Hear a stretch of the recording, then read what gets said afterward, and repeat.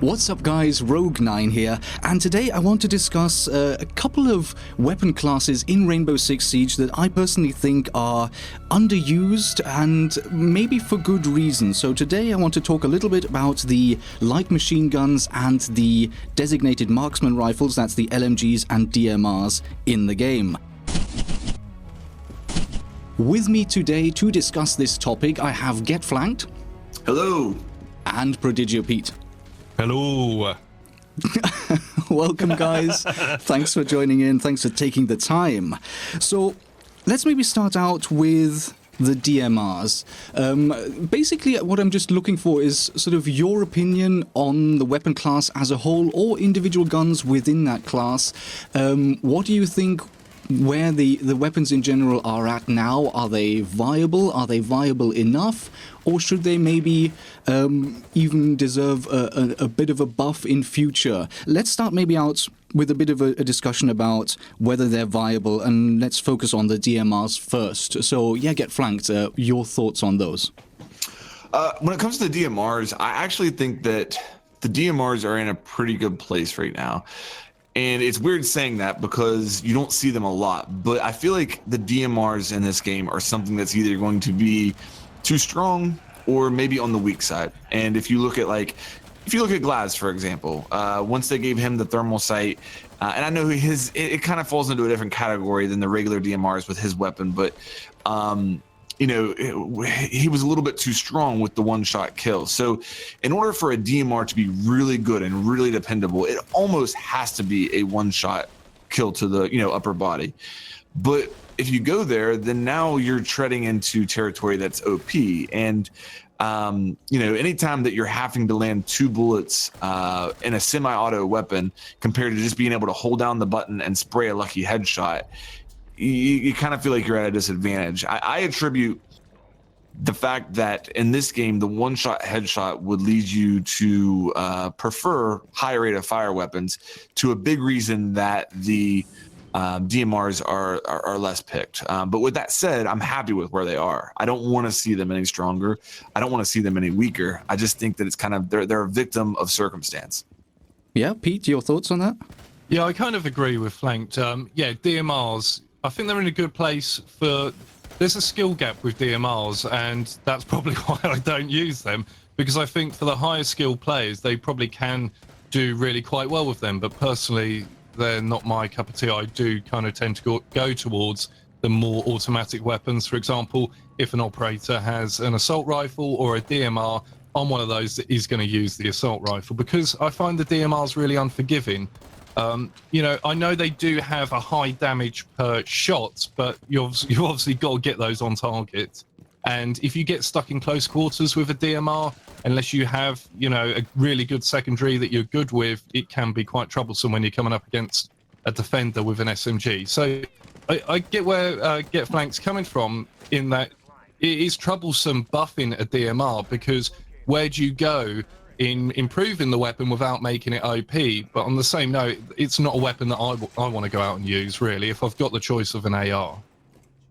Yeah, and I think I'd also say that I agree with those points, and one of the reasons that maybe we don't see them as much is because the alternatives, for the most part, are just better weapons. If we think of the 417, for instance, we get Twitch, who has the F2, which is just one of the best assault rifles in the game, full stop. High damage outputs, very, very high fire rates.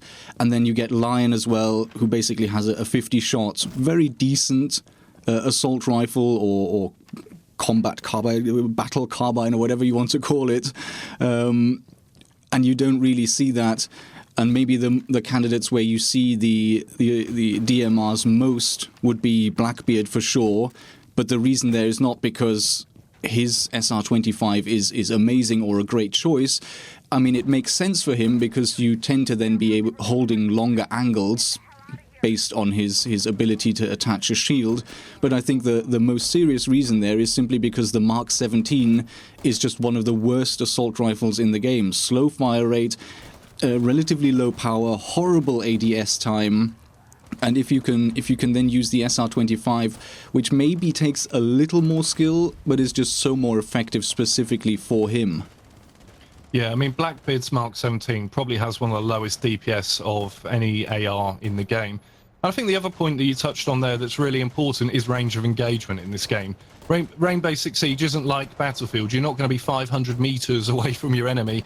A lot of the engagements do tend to be quite close quarters, and so for that reason, a DMR often isn't really the best choice of weapon, which is getting back to my first point of why usually I would prefer a fully auto weapon. And then bearing in mind, accuracy-wise, it doesn't matter what gun you use. If you're getting a headshot, it's going to be a kill anyway. So in that sense, if you were rewarded, if it took 2 or 3 headshots to kill someone, then you might be more inclined to take the DMR because you're more likely to be able to pick off those headshots. But because you can one-tap anyone in the head with any weapon, I think that kind of takes away a little bit from a DMR as well. Yeah, and I think that when you're looking at DMRs, the operator that I look at when I'm kind of gauging where DMRs are in the game right now is Dokkaebi, because, and I'll ask you guys this: do you think that Dokkaebi isn't picked? We'll say in Pro League, but when you're not picking Dokkaebi, are you not picking her because you feel like her gadget isn't going to be useful for you, or do you not like her weapon selection? For me, it would mostly be the weapon. I mean, I agree with that, because I actually find her gadget to be extremely useful. I really do, but I don't find her weapon selection to be flexible. So you've got the DMR or the 2-shot shotgun. I mean, the DMR is good. Like, it is really excels in a lot of different circumstances, but if you have to resort back to that SMG-12, we all know the recoil and how that thing works. It's not dependable. And like Pete mentioned before, if you get in close quarters with that DMR, you're at a big disadvantage. So I honestly think that if you look at Dokkaebi and her pick rate, it's a real good indicator for how the average player looks at DMRs right now. Yeah, and because obviously Dokkaebi only has the 2-shot shotgun as an alternative, for her, you really do need to pick the DMR and run with that if you're going to try to choose her, try to play with her. Yeah, I think the only thing I'd add to what Flank said there is, from Dokkaebi, I think she's an unusual case because the DMR is quite low in its damage per shot, as evidenced by your own spreadsheets, Rogue. But she does at least have access to an SMG. So even if you have to run that DMR, you can switch to your sidearm, which is really, a fairly decent weapon. And the other thing to point out about the DMR is I feel like it's one of the easier ones to use. So if you're someone who's kind of beginning in Rainbow Six Siege and you're kind of toying with the ideas of using DMRs, I'd say Dokkaebi's is one of the ones that you're not going to struggle as much with the recoil on. Yes, it does less damage, but ultimately I think the follow-up shot will be easier to land. Yeah, very good point. The recoil management on the Mark 14, which is Dokkaebi's gun, is relatively easy, and I think compared to all the other DMRs, very easy. And I think one of the other things to mention, even though the maximum power at close range is the lowest out of all of the DMRs, she actually has a lower or flatter damage drop-off, which means that at any range in the game, she can kill a level 1 armor operator with 2 shots, which the others can't. So she is actually more balanced towards longer range engagements than any of the other DMRs in the game. Thank heavens for the Rogue 9 spreadsheet. Yeah, that's really interesting. I didn't know that, Rogue. And I think another point you mentioned, which was really good, was the engagement range. Because, like, for the last 2 seasons, Ubisoft have given us a bit of a glimpse there by releasing the average combat distance for a kill. And it's been twice in a row now, it's been below 10 meters. And that, I think, gives us a bit of an insight why the DMRs as a whole are picked less, because at that range you're going to struggle more with a single shot weapon, and of course you're not getting any advantage of the extended drop-off range that these guns bring. But yeah, that's really good. And actually, interestingly, speaking of drop-off range, the light machine guns are the second class which also share the exact same drop-off range with the DMRs. So you would think that they're built for longer range engagements as well. But even more than the DMRs, I think personally we can say that the LMGs are maybe not good enough at this point to be useful and to be used consistently. Maybe Pete, you want to give us your thoughts on that? The LMGs, I've always struggled with the LMGs because it's just one of those things where say you're running Capital with a 249, and then you do have to do that reload, and I know I should be managing my bullets better, but if you're doing that reload, or if you were Fuse and his LMG, just seems to take forever. And I'd rather just have less bullets in a magazine. Obviously, it's different with an LMG, but just, reload more often, but more quickly as well. And also, isn't there a penalty with LMGs for ADS time? I think it's relatively slow, yeah. Yeah, and that's another thing. I don't want that penalty. If it's quicker to aim down sights, if I see a target with an assault rifle, I would choose that all day long over an LMG. There needs to be something else in the game to make me want to pick the LMG over where they stand at the moment, I think.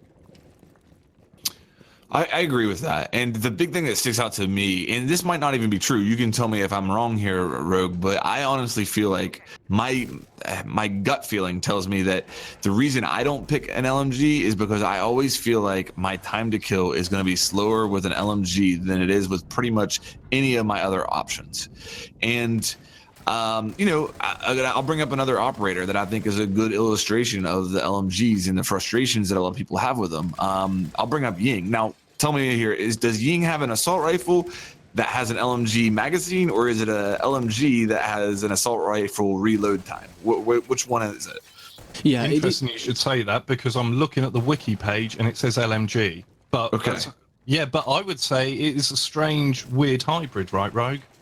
Yeah, I mean, the in-game name is the T95 LSW, and I think LSW is that a light support weapon.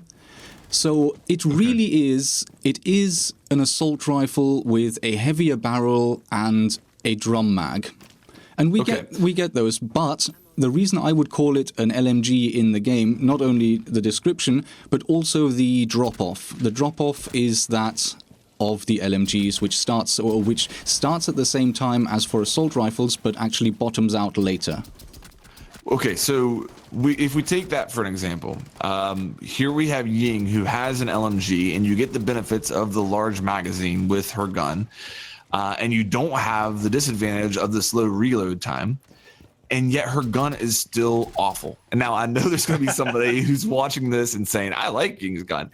Guys, her gun is awful. I'm sorry. It's just like you're seeing pros actually take her shotgun now, because that LMG, if you're not getting a headshot, it takes forever to kill somebody. And the rate of fire is so slow that it's unlikely to get a headshot. So I think that's a perfect illustration of my frustration with the LMGs. Even if you didn't have the slow reload time, the time to kill with most of these LMGs is so slow that I just feel like I'm at a disadvantage. Yeah, in terms of damage output, I think we can group the machine guns into two. You have Ying's T95, the M249 used by Capitao, and then Sophia's LMGE, which I would argue is possibly even worse. I absolutely detest that gun. Those three guns have very low single-shot damage and relatively low fire rates, giving them a high time to kill and low damage output. And the other two, you have the 6P41, which is the Russian machine gun, which can now Finker use, and of course Fuse. And then you have IQ's G8, which again is sort of, you could almost say a converted assault rifle. But that gun as well has actually, because of its higher fire rate, a decent damage output as well. So there's those two groups. And I think that's something where a lot of people will say, well, the 6P41 is actually quite good, or, okay, IQ's G8 is not used, but maybe that's more because she has two pretty good assault rifles as alternatives. Well, comparing those assault rifles, I don't know if you have your sheet in front of you, Rogue, but does her LMG, IQ, does her LMG give you a higher DPS than either or both of her two assault rifles? Okay, at close range, the G8 does 524 points of damage per second. Now, let me just quickly take a look. The 552 Commando does 552, so that's and the higher. Orb does 504. Yeah. So it's sat in the middle between them. Yeah. Okay. So it's actually pretty good. The only problem is maybe controllability. Sure. Mm-hmm. Yeah. Sorry, Pete, you were saying? No, it's interesting. I don't think I would take that weapon with IQ, though. I think I'd always take the 5.52 Commando for the DPS, and I don't think the recoil is too bad anyway. And that's one of the things, if you've got a choice between an LMG, like Capital does, or the AR, I think most people still take the AR. I've spent the last few days looking at the damage model for Ying, Capital, and Sophia, because, as we were discussing before we went live, a chap over on Reddit called Steel, he took screenshots from the TTS, and it looks like the damage models on Ying's T95, Capital's 249, and Sophia's LMG-E are all going to increase to make them a bit more viable. So on the 249, the damage model will go from 34 per shot to 48, so a jump of 14. That's on Sophia's huge. LMG. Yeah. These are big changes. These aren't little changes. On Sophia's LMG, it goes from 32 to 41, and on Ying's T95, it will go from 34 to 43, so a jump of 9. So with what you were saying, Flanked, the pros not wanting to use Ying's weapon, that might change if this comes into the game. And as Rogue was saying earlier, those 3 weapons, discounting Glazzy's DMR here, but those 3 weapons are the lowest DPS attacking weapons in the game. So I don't think it's any coincidence that they're on the TTS with this new damage model. I personally do think it is in the pipeline, a change to those weapons. Yeah, that makes perfect sense. I've just adjusted the numbers, as you mentioned. And so for the M249, which is Capital's, the damage output would now be 520, which makes it pretty much on par with any of the assault rifles. The other 2 are still a little bit weak. The LMGE comes in at 492 damage per second instead of 384. And the T95 is only 466 instead of 368. So they're going up significantly, but 2 of them are still kind of weak compared to other guns. And to be honest, I mean, Ying's T95 should have some type of drawback considering it doesn't have the reload penalty. Yeah. I just think that where it's at currently in the game is a bit too much. And it really just goes to show that at the end of the day, you can give me a 80 round mag, but if it still takes, if the time to kill isn't right, and if I don't have a weapon that I feel like I can get headshots with, I'm still going to have a really hard time picking it. Yeah, and here's an interesting thing. Someone on Twitter tweeted me quite a while ago now, saying that Capital's M249 actually has the same breaching capabilities as shotguns in the game, which seemed really odd. And normally if I do any tests, I would go in to a custom match and just try it out. But for whatever reason, when I went to test this, I actually thought, okay, I'm just going to go and do a terrorist hunt and try it out. And unbelievably, the M249 in Terrorist Hunt, when I tested it, has the breaching capabilities of a shotgun. So every single bullet, rather than creating a bullet hole, and you need like 6 or 10 of those bullet holes in close proximity to open up a larger impulse, instead of that, each and every single shot creates an immediate impulse. And not only that, the wooden slats in between the walls can actually be destroyed by the M249, and you can open up hatches, which I found really interesting. But this only works in Terrorist Hunt, and it only works for the M249, which kind of makes me think that this is maybe just left over from an earlier experiment, or it's in there by accident. It just seems so random. But it made me think, what if machine guns did have this capability, so that you could maybe with half a drum, or with the smaller ones which have a magazine, with one magazine you could open up a vaultable hole in a wall, or you could quickly open up a floor, because it's quite amazing when every shot creates a larger impulse. If you shoot the floor, you can basically work the floor like a buck. You can just open it up and create sightlines like nobody's business, and of course still open hatches. Would that maybe be an additional thing that could compensate for all of the other downsides that we see with the machine guns? I mean, I wouldn't want an LMG to be able to do what Buck can do with his special ability, but I do agree. I think there is some merit in, you know, with caliber-based destruction that they brought into the game, to saying, well, an LMG, if you fully open up on a soft wall, eventually you're going to make a vaultable hole, or you will be able to take out a hatch. And just giving it that utility like a shotgun has on the defensive side, I think would perhaps make the LMGs a bit more useful, but I'm not sure about whether or not they should be as good at opening up floors as Buck or Sledge. Yeah, I would almost say that if you put its damage and its destructibility on par with maybe like Jackal's secondary shotgun, where it can possibly do the job, but it's not going to do it nearly as well as Buck, then that might be something that would be cool. And certainly, I mean, if you added that utility to the LMGs, it couldn't hurt their pick rate, and it couldn't hurt. And I can imagine a situation where you're looking towards an objective. If they've left a soft wall up, you just post up with your LMG and just start lighting that wall up. And next thing you know, that wall is like turned to dust, and you've got a big opening into the objective or into a room that a roamer is holed up in. That would be cool. Yeah, definitely. And I think in terms of creating a vaultable hole, it is very much like one of the weaker shotguns. You are going to take quite an amount of bullets to go around in a circle and actually make a hole that you can get through. But yeah, the greatest advantage, and possibly something that might be too much, is being able to create large visual holes in a wall or floor.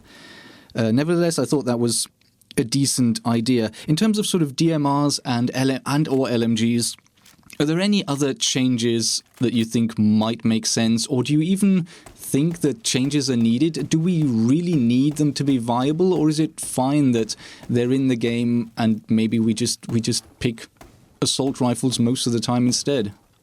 Well, I like the changes you've suggested with the LMGs, and I would totally take that in the game. If you could, eventually shoot out a hole that you could vault through, it wouldn't be as quick as Buck or Sledge, then I think that would be a good balance, and that's a good suggestion.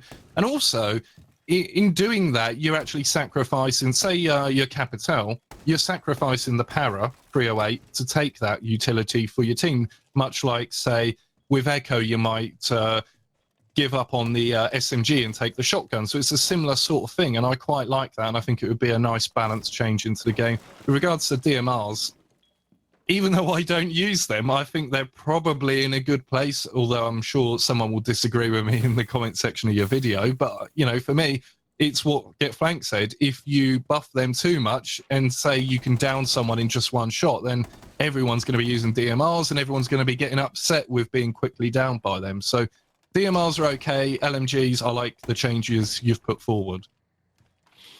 What Pete said there, I agree that you can't do much to DMRs, in my opinion. And this isn't necessarily regarding balance, but I think looking at what they can do creatively with DMRs and LMGs is right now, I mean, only attackers have them. So what if we had defenders who had a DMR or an LMG? I mean, what if, that's something I think they could mess around with, and it might be something that would be a cool dynamic in the game. Something that, if you picture particularly a defender with like an LMG that could hold a hallway or something like that and provide a lot of suppressive fire, that could be really, really, really good. So maybe that's something they'll tinker with down the road. I don't know how good having a defender with a DMR would be, but you don't really know until you see it, to be honest with you. Yeah, the nickname for that operator would be Spawn Peak. I was thinking it. Yeah, and the LMG, though, I like that. Yeah, I mean, we sort of kind of have that a little bit with Tachanka, with the downside that he's glued to the ground. Yeah, which is a big downside, to be honest with you. I mean, I think that maybe the LMGs and Tachanka, for that matter, are a victim of what they initially thought this game was going to be when it was in conception and early development, and then it's evolved into something different where having an LMG that's mounted to the floor offers very little benefit. But I think that maybe initially they thought that it might be something that would be really strong. Yeah, and I think in that line as well, the idea of the damage drop-off being longer for machine guns and DMRs makes sense on paper, but then when you see how short the combat distances are from game to game, it just throws that entire idea out of the window. And I think maybe to wrap up, I did run a couple of polls on YouTube. And I think the results there were quite interesting, and I think they mirror quite closely sort of the opinions that you've definitely put forward today. For the LMGs, I asked people if they like them, if they would use them as much as they can, if they think they're okay but prefer rifles instead, if possible, or that they think they're horrible and would never use them. And 76% of respondents said the machine guns are kind of okay, but if there's a rifle instead, I would go with that. And only 10% of the respondents said that they really like the machine gun. And actually going through the comments later, I saw that a lot of people then even clarified and said, but I only mean Fuse's LMG, which is probably, arguably, sort of one of the better ones, if not the best machine gun in the game. For DMRs, the results weren't quite as straightforward, but I think still mirror quite closely. A lot of them, people responded, 51% in fact responded that they only use the DMRs if there is no real alternative, which I think really applies to Blackbeard and Dokkaebi most, maybe Buck a little bit as well. 35% of people said they would use them occasionally, but just for fun. But again, I think most people are maybe referring to the three characters I just mentioned. The 417 is, I think, from what I've seen in the comments, they're definitely less favored. And then 14% only mentioned that they would pick them over and above a rifle or a fully automatic rifle. And those might be people who are quite comfortable clicking individually rather than having the full auto advantage. So there we have it. I think we can conclude here and say that the DMRs are in an okay spot. They're not great, but they're okay, and I fully understand the argument that they would be very difficult to buff at this stage, but the LMGs maybe do need a little bit more love to make them viable. Buffing the damage of 3 of them could be an initial first step, but I certainly would like to see a little more utility out of them, for instance being able to breach walls. What are your thoughts on these two weapon classes? Leave your comments in the comments section below. And with that, thank you very much both for joining in and for sharing your opinions. I'm sure that anyone watching this video will already be familiar with both of their channels. If you are not though, links will be in the description below. Do swing by and check them out. So, thank you both for joining in, and with that, I will say goodbye. I'll give you a chance to say goodbye as well. See you guys. Thanks for having me, Rogue. Really appreciate it. Yeah, thanks for having me on. You're both two of my favourite YouTubers, you know, just behind Jake Paul. You're, you know, number 2 and number 3. I love your content. So thanks ever so much for having me on. It's been great fun. Thank you, Pete. Okay, excellent. And with that, thank you for watching. I hope you enjoyed the video, and I will see you in the next episode. And now time for some outtakes. I'm so glad you're doing this one, because it's such an additional stress when you're doing one for your channel. Do you know what I mean? Yeah, it's good. Yeah. Thank you for reminding me just before I get started. So I'm just going to lean back. I'm not hitting record. I'm not doing anything. Is my audio level good, Rogue? Are you happy with this? Yeah, Probably yep. turn him down to about half my volume, I think. Twice the man, half the volume. That's how it works. Okay, so... Right, I'm gonna start now. Okay. You're not making this easier, but... I'm sorry, it is intentional. I'll Damn. stop.